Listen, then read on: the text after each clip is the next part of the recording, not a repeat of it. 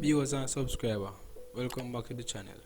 And if you're new to the channel, give me a like and a share and a subscribe so we can keep an up to date to our going to Jamaica. Anyway, still, as you can see, the curfew extend.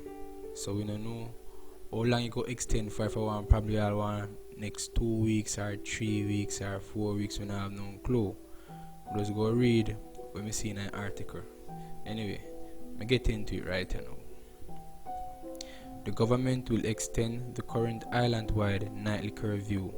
A release from the office of the Prime Minister on Thursday afternoon stated that another measure to address the COVID-19 pandemic includes work from home, closure of the island borders, and also will be extended in accordance with the relevant orders.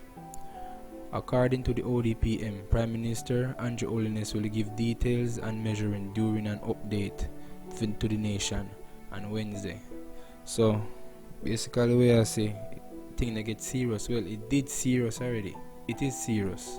So, it does get more worse. For instance, you have to do one next curfew again.